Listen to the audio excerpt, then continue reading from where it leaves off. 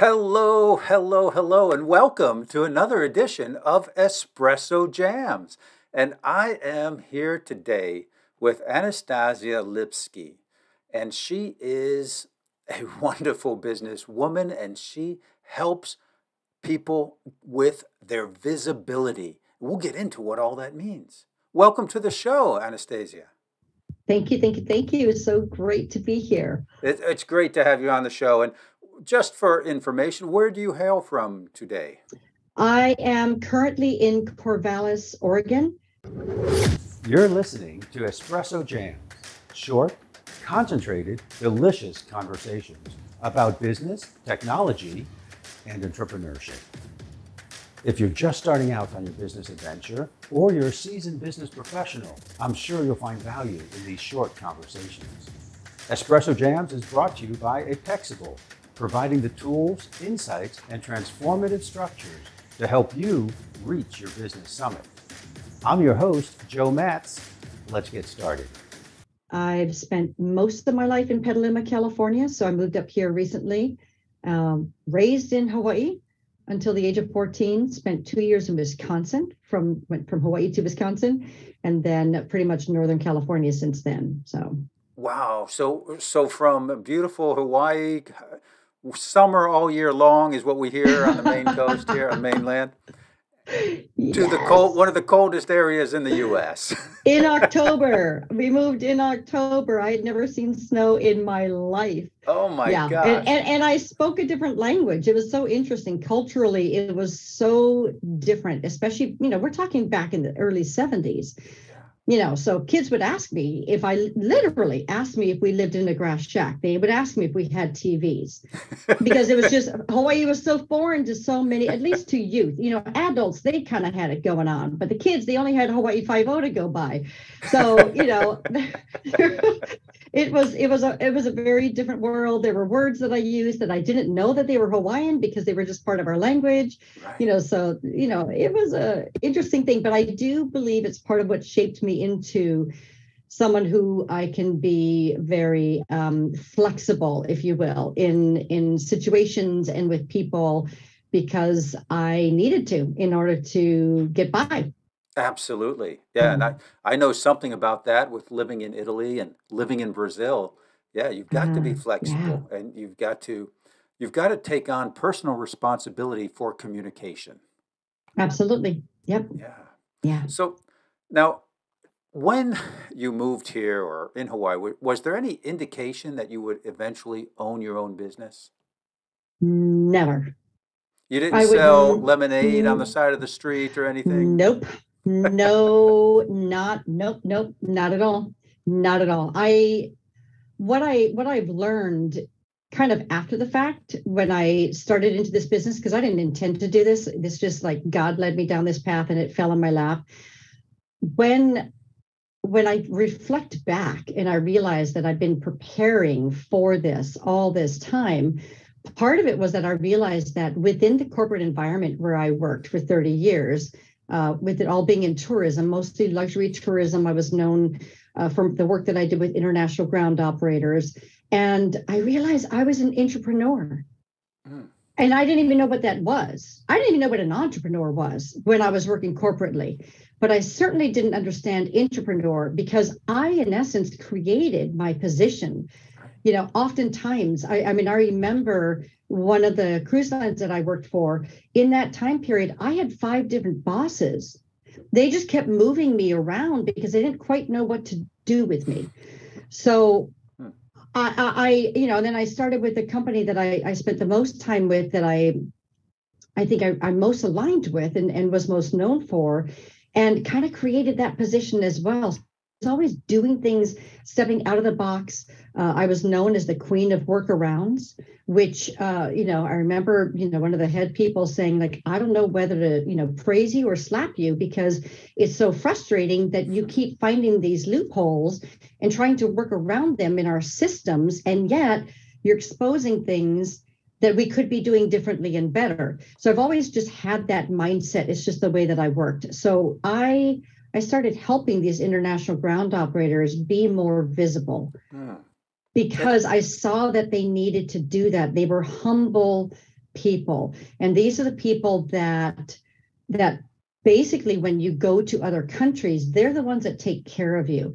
So a lot of times when people travel, they will go through a tour operator. Well, they'll go through a travel agent, okay? Sure. The travel agent will turn around and use a tour operator who goes out and they reach out and they connect with all these different operators, in essence, suppliers, and they pull together a package, an experience for their clients.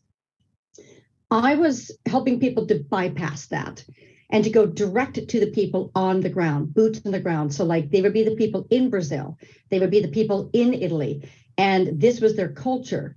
These were they were the ones that took care of you from the moment you got to the airport and rolled out the red carpet, because I worked in high-end luxury tourism. If you wanted to have chai with a Maharaja, you could do that through my connections because they were friends. It was just that kind of an experience. And so these people, as amazing as their experiences were, they didn't know how to sell themselves. They were service providers, but they didn't know how to get people to understand what they did and why it was so different. And so I just started helping them. Yeah. And found that I was good at it and was able to support them in that way. And so that's part of that building up, if you will, to who I am and what I do. When I consult with my clients, I help them with their visibility. I help them to be seen, so that in my case, what I'm helping people to do is so that they're seen, so they get booked to speak or get booked on a podcast so that they can guest and use that as a marketing. So it all kind of starts there. And very never thought I would have done it. Very different when you started without the internet and without podcasts and folks on the ground. And I've done some of those tours, some of those high-end tours, staying in $500, $600 a night hotels. And it was wonderful because they took care of us. Yes. And I've also done the do-it-yourself. I don't know where I'm staying tonight, but I'm going to get up and ride my bicycle and stop wherever I stop and find a place to sleep. I've done both of those. Love them both. Yeah. They're both awesome. So that got you started in helping folks become more visible. Mm-hmm. And that led into your business today. Right. And how did that start? How did you get involved with promoting that would podcasting be and all of that? 2008. So I'm going along my merry old way in tourism, and I had been wooed away from that company that my real heart was with. I was wooed away and was working for another tourism company, a travel agency actually, and I decided to end my contract with them. I'd never been unemployed. I knew the movers and shakers in the industry because these are my people. This is just who I worked with. They were my colleagues. And so I decided to not continue with that company. That was April of 2008. So I started reaching out to presidents of cruise lines saying, hey, free agent here. I would love to work for your company. And they'd come back and say, oh, we would hire you in a heartbeat. We just laid 50 people off yesterday. 2008 just horrifically slammed those of us tourism. who lived through that know. Yes. Okay. So and how many entrepreneurs were born as a result of 2008, right? So there I am, unemployed for the first time in my life. I sent out more than 1,000 resumes in a course of 2 years. Now, granted, I was looking for work in tourism. Okay. And I also was not relocatable because I had 3 kids at that point, so that does cut into some options, but still, you would think I would have gotten something. In the midst of that, I started delving into social media. And in particular, I got excited about Twitter. So I got really involved in Twitter, in the earlier days of Twitter when we would have tweet ups. So for those of you who are listening who don't know what a tweet up is, at that point, in those days of Twitter, everything was, this was still new, this idea of connecting with people virtually. Sure. And so these naysayers would say, oh, you don't have deep connections. This is superficial. All you guys do is talk about what you had for lunch. No, I knew the power that this had. And so we would start to get together. So in different towns, we would have tweet ups. So in Petaluma, California, was part of people that we would say, hey, let's do a tweet up, and we would get together. Well, you get together physically? Physically. Offline. We would get together. Okay. So we all knew each other's handles, and we would come together and we would meet somewhere physically so that we could connect. And I went to a tweet up from a gal who was a farmer. She had just started a sustainable farm in Petaluma. She invited, anybody who wanted to come. And so I brought my whole family and we connected. In fact, she hired my 16-year-old daughter and her best friend who were visiting because she was tired of her boys who didn't know how to work around the farm. She liked the spirit of my girl, my girl and her best friend. And she's like, girls, do you want to work for me? Because I can't handle my sons anymore. And so she literally hired them. Next thing I know, she hires my other daughter. She hired my future son-in-law. And then ultimately, because remember, I'm unemployed. So she hired me just part-time to help her with some sales and marketing. So I did that for a moment. Meanwhile, there's a gal who has a social media conference in Petaluma. I wanted to go, but I was broke as a joke because at that point, the work that I did for the farm had stopped. So now I'm unemployed again and I want to go. So I messaged this gal who's putting on this conference and I say, hey, I have event management experience. I would love to help you out. I'll volunteer, work your conference if you give me a free ticket. Once she found out what I had done, because that tourism world that I had, part of what I did was event management. I used to put on these very elaborate events around the world. And I was known for putting on an event at the Bellagio every year with at least 800 people, international people, lavish event, over the top. So I had a lot of experience in that world. I love how you integrate the entrepreneurial spirit without even knowing you were integrating the entrepreneurial spirit. I had no idea. Figuring out a way to get things done, even if you don't have the monetary resources, and bartering service for service. Yeah, that's awesome. That's great. So once she found out I had that experience, she's like, you know what? Can I hire you? Which was a good thing because she had never put on a conference before. And I came in the 11th hour and there were a lot of things that she had missed. So I was able to save her, and help her turn that around. Well, then I was vetting speakers for her next conference. So I was on the other end of that.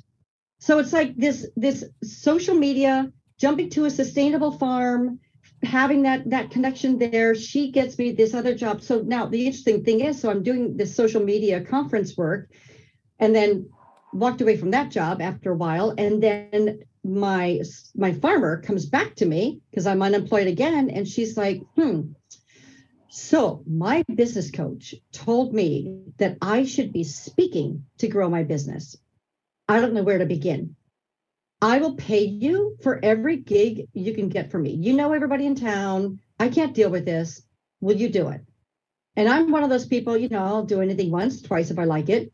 I was unemployed. If somebody's willing to pay me for something, sure. So I just started reaching out to Rotary clubs and chambers and various networking groups and asking them if they wanted to have this sustainable farmer come in and do a talk.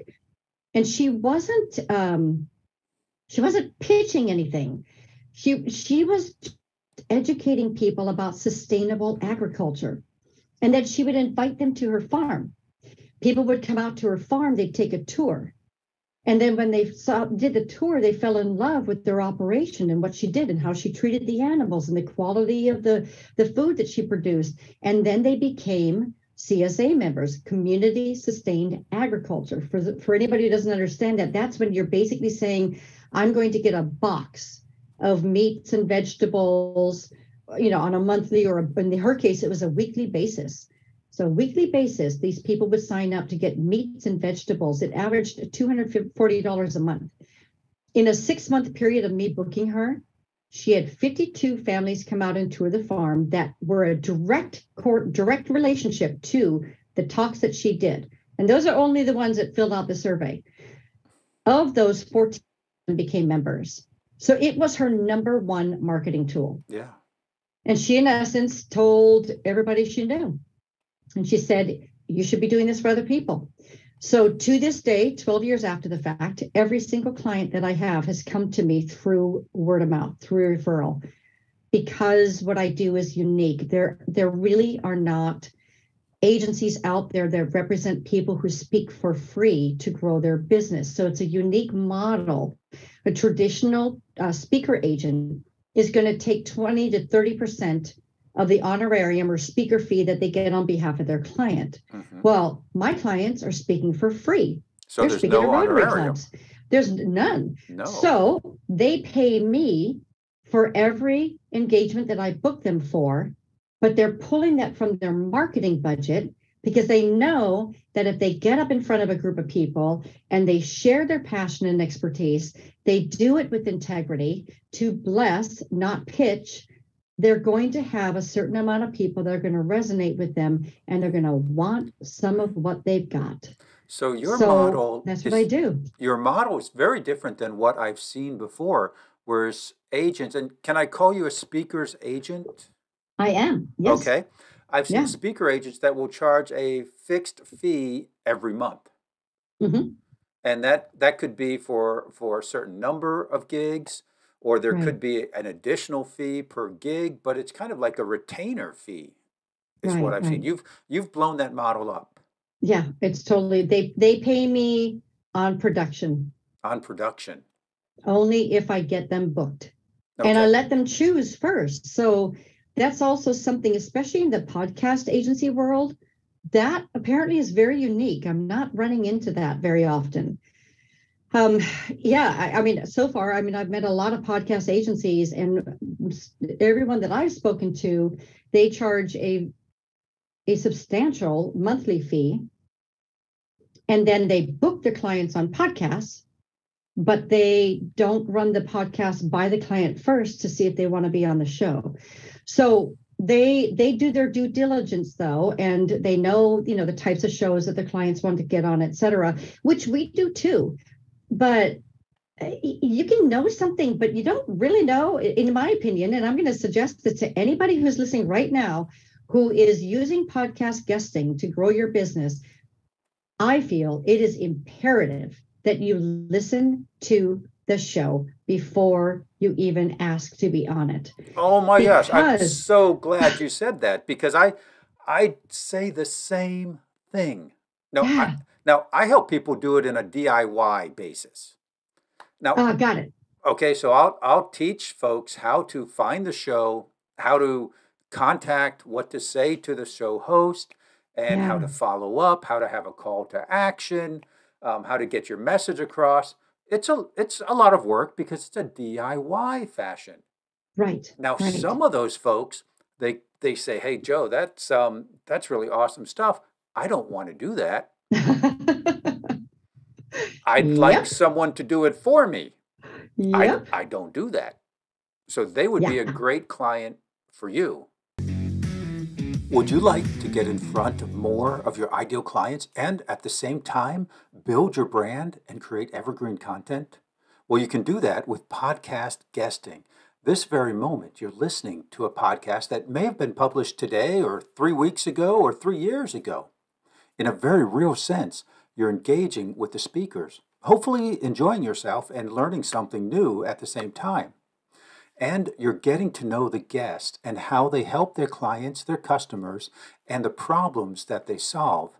You may even be their ideal client and want to learn more about them and download one of their free resources you can find in the show notes, or maybe even become a client of theirs. See, when you're a guest on a podcast, you will enjoy that same kind of engagement. It is perhaps the easiest, most cost-effective way to get in front of new audiences. Learn how you can be a guest on the right podcast and engage with your ideal clients with the free resources available at 𝐏𝐴Pologist.com. Absolutely, absolutely. It's not rocket science. Okay, It's not rocket science, but it's grunt work. Yes. And that whole E-Myth mentality, we are to stick to our brilliance and outsource anything we possibly can. That's how we can be most effective.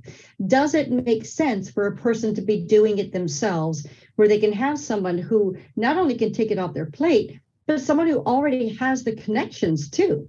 Absolutely. So we have a black book that we work with, as with you, once we start working with the show, then, and they're impressed with the caliber of our clients, because we only represent people who are really good. It would be the kiss of death to my business if I represented someone who wasn't a great speaker or they were a terrible guest, right? Sure. So when you work with us already, all of our clients are carefully vetted, because I've got a lot riding on this. So there's that aspect of it. But once we do bring someone in, then they're far more likely to say, yes, who else do you have? Who else can you send your way? So keeping in mind that this was all speaking that I was booking for people for, the first 10 years, basically, that aspect of it, I personally booked more than 1,600 speaking engagements and podcasts now for my clients. So I got a lot of experience. I have a really good black book in the speaking world for free gigs. Okay, I want to clarify. I'm not booking paid engagements for my clients. So this is a very different niche. So let's talk about that niche. Okay. Yeah. Who would be the client who would speak for free? And as a follow-up question, why would they do that? Okay. Well, like my farmer. The reason why is because they get business. If they are blessing the audience with their expertise, let's say you're a chiropractor and you go out and you just educate people on back care, how to take care of your back. There are going to be a certain percentage of people that are going to hear that and they're going to realize, you know what, this guy's really got it going on. He knows his stuff. My brother-in-law has been complaining about his neck for the last 3 months. I'm going to tell him about this chiropractor, right? Or maybe I now see and understand the value of getting a monthly tune-up with, my alignment in my body. So you get clients as a result of it.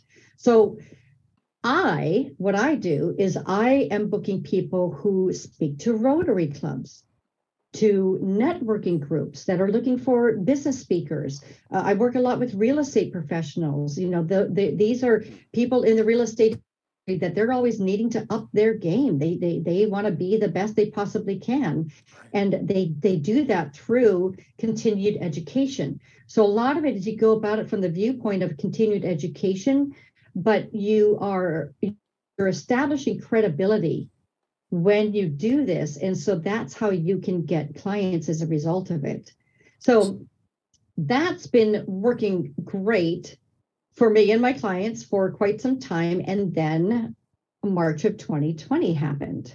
And then everything I did was canceled. You were booking people in physical locations. Yes, like every single one of them were in person. Everyone. Every email I got in March of 2020 was a cancellation. So let's not cry too much, because we know what happened. Because it's the best thing that could happen for me. We know what happened. So how did you adjust? What did you do? I embraced the pivot word of 2020 and I started booking my grounded speakers on podcasts. So I had clients that had asked me if I would book them on podcasts. And I was like, nope, don't have the bandwidth. That's another whole animal. I don't want to get involved in that. Anastasia, I can't believe you did that. I did. Because they're similar and different at the same time. And they work really well together. I love it when people do both. So here I have all these clients that this is their marketing tool. So now their businesses are affected because they can't get out there and be promoting themselves through their speaking. So why not? Why not dip my toes into the podcast guesting world? Had no idea what I was doing at all. Just like I didn't know what I was doing with the speaking engagements. But I'm pretty creative and tenacious. So I just started reaching out to podcasts. And what I found was that I love the podcasting world.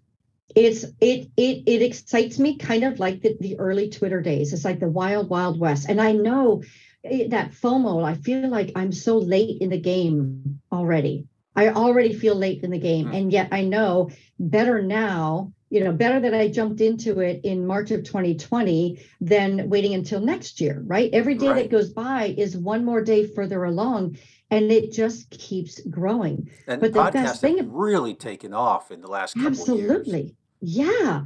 And they're evergreen. Yes. And that's one of the things I love. And so to anyone here who's listening that is going to be podcast guesting or already is, and podcasters as well, remember the evergreen factor. So don't be talking about the workshop that you've got that you want to invite people to next month, because they might be hearing it 3 years after the fact. So you want to be very cautious of the evergreen aspect of it. But one of the beauties is that you can be discovered at any time. So you start off on a show. Let's say someone discovers a new podcast. Let's say, okay, anybody here right now that's listening to you, Joe, on your show, Espresso Jams, and this is their first time. If so, hello, welcome. Hello, welcome to the show. Glad you're here with us. Assuming, hoping, expecting you to enjoy this. You're then going to be in this space of, I wonder who else Joe has interviewed. Let me check out his previous shows. And you're going to scroll through and see what is of interest to you, and you might listen. I've done that. I did that this morning. I found a new podcast. I like the guy. He talks about podcasts, and he had on his website, start here, check out our fan favorite shows. And he has over 300 shows. And there was, episode 192, there was episode 220, episode 135 from 2 years ago, 3 years ago. And I went through the list and I found those and I added them to my podcast list. That's awesome. I haven't listened to them yet. Just happened this morning. But you will. I will. Sure. Yeah. I have done it where I literally, actually, when I discovered Hal Elrod, he's my hero. I did this quite a few years back, but he had already been at it for a while. I literally went to episode 001 and just had a reverse play and just listened to every episode he did. So now, if you're a guest, imagine that. If you're a guest, you're still being heard years after the fact. Later.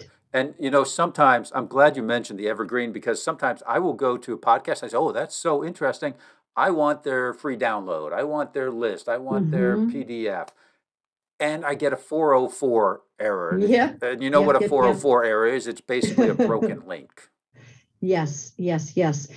Be cautious in what you share, and ideally stick with something that you know that you can maintain. So as a suggestion, if I might make that for you and your clients, just or your listeners, I do recommend that everybody have in essence, lead magnet page, a one page that you can take people to. So what normally happens with a podcast interview, and I'm sure you would be doing the same thing, is like, towards the latter part, hey, Anastasia, so if people want to get in touch with you, if they want to go further with you, how can they, right? So some people, they go on and on and on. Well, they can find me here and they can find me there. Well, what about that person that's in commute traffic right now listening? Right.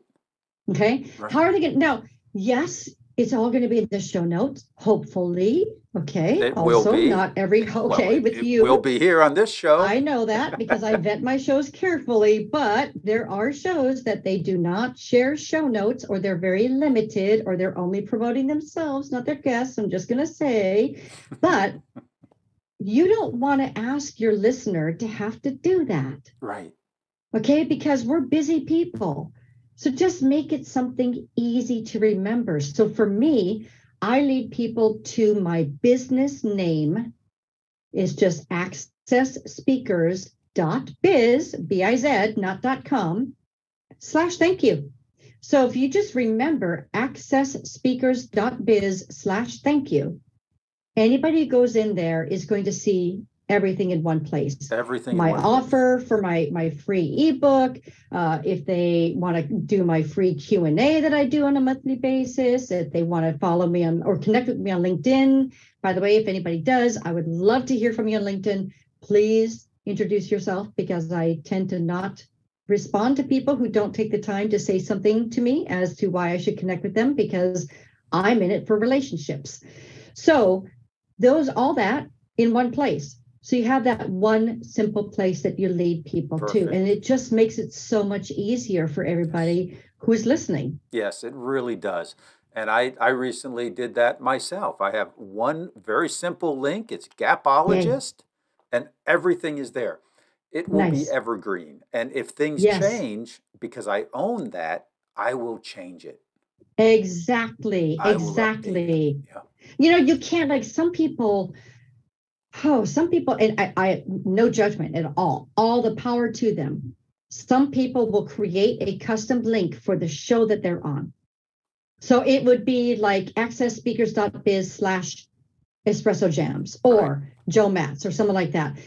That would appear to give you more visibility, okay? But the reality is that then I need to make, well, it helps with the marketing aspect because then now I know that it came through you, right? Right. But that means that I need to maintain that website, that page forever. Yeah. And gazillions of them, because I do a lot of podcast guesting, right? I don't want that work. I don't want that responsibility. I want a simple life. I have one place. I can update it whenever I want. And as long as I have this business, I can't imagine why accessspeakers.biz/thank-you will not suffice. Perfect. And let's be honest, like it's not like I get 1 million people that sign up for my ebook and then I can't just reach out to them.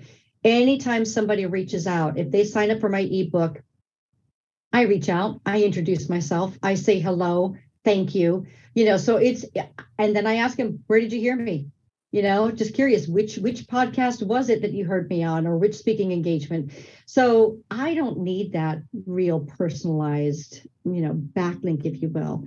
And speaking of backlinks, that's another huge advantage of doing the podcast guesting. That digital footprint is off the hook. So when people are being visible every single time your name is out there attached to a podcast or a speaking engagement, is going to help you be found. Yes. And that it adds up. It really does. It makes a huge difference. And so the people, when the pandemic happened in the speaking world, you did have those that were like, woe is me. I'm going to eat my bonbons and watch my soap operas, if they even have them anymore. I don't know. I haven't had a television in 30 years. But the ones who were out there who said, you know what, I'll do virtual talks, I'll do podcasts, they are coming up on the top of search ranks now because their names are out there in that digital sphere. Right. The others got buried. Yeah, I mean, you've got to be out there. And podcasts, one of the greatest things about podcasts is the backlinks. Yep. If you know about SEO, you know how important backlinks are. So, for example, this show here, when I put the show notes up, they're going to be backlinks from my website, from the podcasting apps, from the social media apps. I mean, this one interview will give you perhaps 20 backlinks. Yeah. All right. Isn't that good? Nice. I see you smiling there. Yeah. For those of you listening, it's a great thing. You are going to get backlinks because I'm going to share it. So I'm a good guest. I'm the kind of guest that I'm a giver. I'm going to be sharing about this on LinkedIn. That's my jam. I don't spend time on Facebook. I mean, I try not to go on Facebook, Instagram, like Twitter. I've even gotten rid of my account, which I could kill myself for because I'm actually in a book about Twitter, and I deleted my account. So anyway, but I'm on LinkedIn a lot, but I will also share it in my e-newsletter. I will also share it with Innovation Women, which is an organization, a visibility platform for women speakers. If there's any women speakers out there that really want to do, get your visibility, I'm telling you, this place is amazing, amazing community. But whenever I do anything, I can promote it through them and just say, hey, I just did this podcast. Here's a link to it. And they will include it in their email of where all their community members have been speaking. that goes out to over 18,000 people. Wow.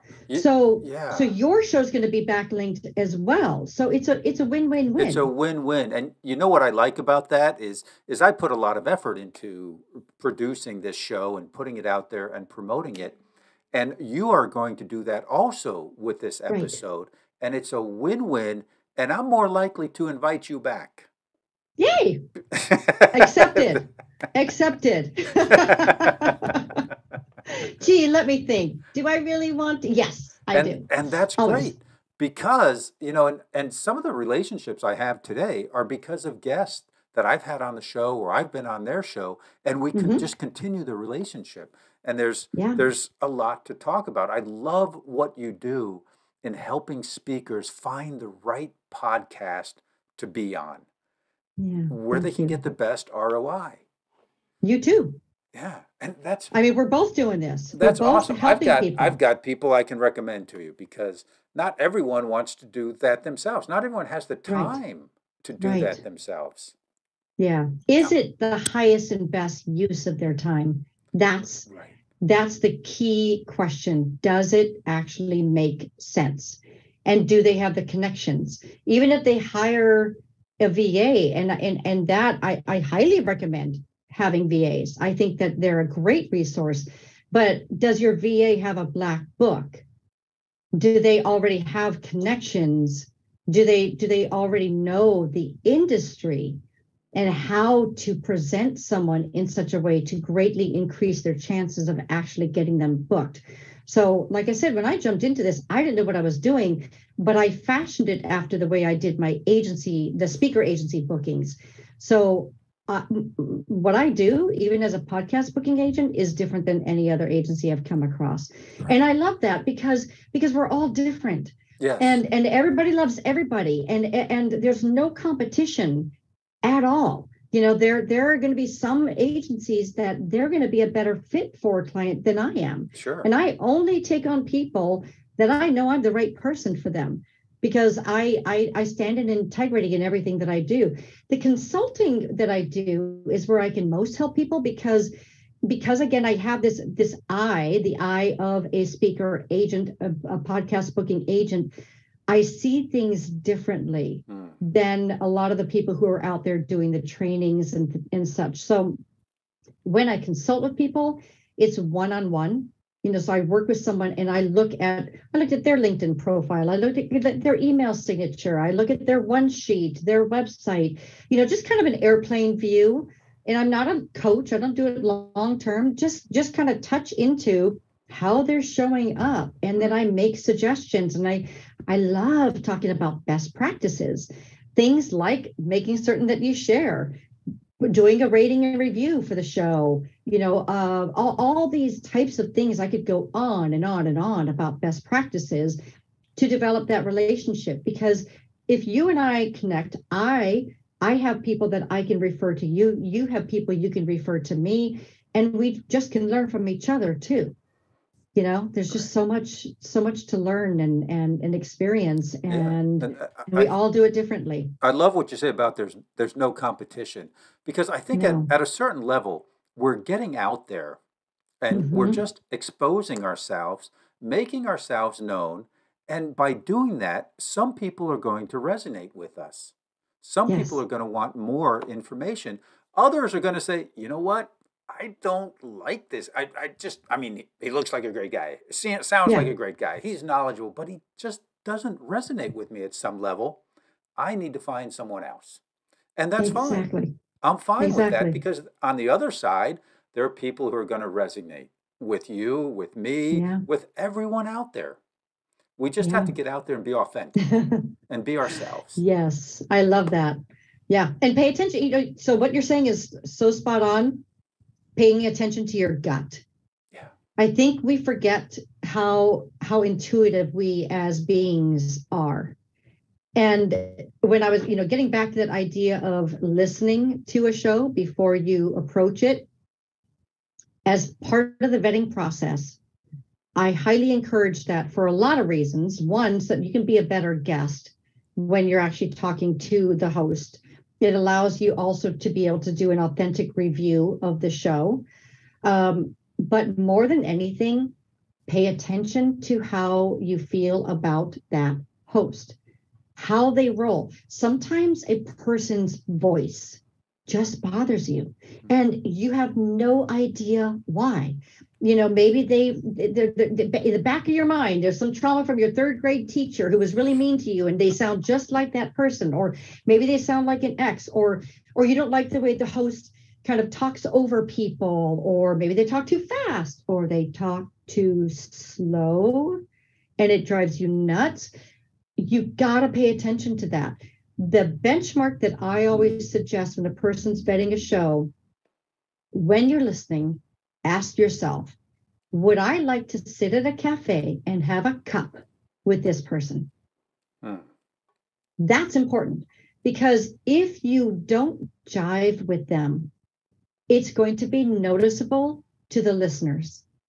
Right. So you and I, we can have conversation. This feels comfortable because you're the kind of person that I can jive with. Okay.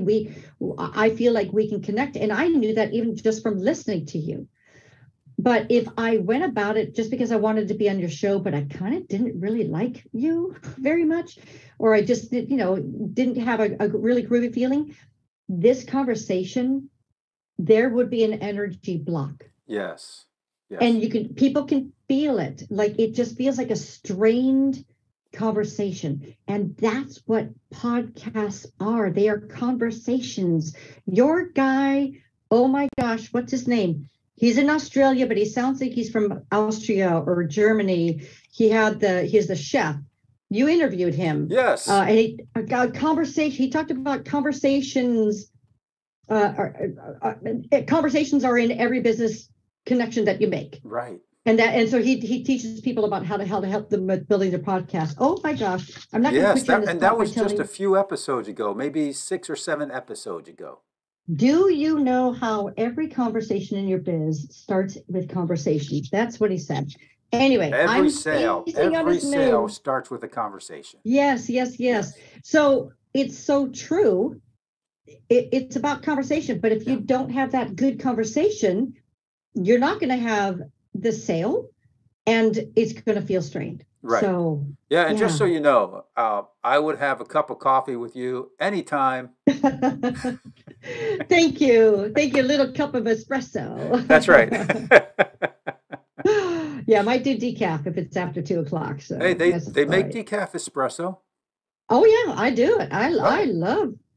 When I go out for dinner, I love to have a decaf cappuccino. In fact, I just got off a cruise, and every night I would have my decaf cappuccino, and then I would actually touch the waiter's arm and look them in the eye and say, please, for the love of all things holy, make it decaf. Because I have had caffeine at night, and it's no fun. And they would always be like, yes, ma'am, I promise. And then when they would give it to me, they'd say decaf. Oh, thank you. You have to be very clear. We're speaking about communication. Yes. You must be very clear. Yes. Anastasia, this is a great conversation. I am enjoying this so much, but we're coming to the end. All good things come to an end. Yes. But before we go, I would ask you, what one thing, maybe an action step, or one thing that you would like to leave our listeners with today? The one thing. One important thing. The one important thing is to remember that you have a voice. If you have a message, whatever it might be, if it's a message that can benefit the world and you're not sharing it, you're doing the world a disservice. So just get out there, whatever it might take, whether it be writing, whether it be speaking, whether it be getting on, a podcast, being interviewed, just use your voice, because the world is blessed from hearing other people and their stories and their experiences. That's how we learn. That's how we grow. And we don't want to hold that back from anybody else. So I believe in using the power of your voice. And I just want to encourage anyone who's listening right now to use theirs. Yes. Get out there and just start. We all have a start somewhere. And you're listening to Anastasia, who's been speaking for decades, and she's refined and she's elegant in her speech. If you have not been speaking in front of people for decades, you're going to be like Anastasia was 20 or 30 years ago. You're going to start where you are, and you improve as you go. Exactly. Yeah, great. So how can the famous question, you've answered this before in the conversation, I know. How can people get in touch with you and learn more? All right. Well, I'm going to make it easy. I have one place you can go for everything to contact me. accessspeakers.biz/thank-you. And in there, you'll have my contact information. I love to connect with people on LinkedIn. If you let me know that you heard me here, then that gives me an opportunity to come back to Joe and say, yay, guess what? And then also, I do have a free ebook on using to grow your business. You can get that by signing up. Speaking to grow your business. To grow your business. And that'll be in your one single awesome link of accessspeakers.biz/thank-you. /thank-you. And that will be that whole entire link, including the /thank-you. One there. It just makes it so easy. That will be and at the very least, everybody go there to see what I did, because I want everyone else who is out there doing podcast guesting or speaking, have your own page. Yeah. It is a hidden page. It's not, nobody's going to find that when they go to my website. I don't have my thank you page visible. So it's published, but it's hidden. So someone has to have the link in order to access it. Oh, so they have, if they're listening to the show, they have exclusive access. They're special. Very special. Very good. They certainly are. They certainly are. Well, they are. If they're still here, they're special. So thank you. Thank you to anyone who's still listening, because I suspect, hopefully, most of you are, because Joe's got a great show. And I've been listening to your show, and you do have really wonderful guests. Yes. Well, thank you very much. I appreciate that. And I appreciate everyone who's listening to this show. So keep in touch. Let us know. Give us a review. Give Anastasia a review. Go to her, just do what you feel like doing, folks. Share the love. Share the love. That's right. Thank you very much. We're going to sign off right now. All right. Say goodbye. All right. Goodbye. Bye, Have everyone. a beautiful day. Bye-bye, all. Thank you for listening to Espresso Jams. If you like what you heard, please subscribe on your preferred channel and never miss another episode. If you'd like more business tips on technology, entrepreneurship, and doing better, you can find me on LinkedIn at Joe Matz, that's JoeMatz, or go to my website, apexable.com, that's apex-able.com. I'm your host, Joe Matz, wishing you an awesome day.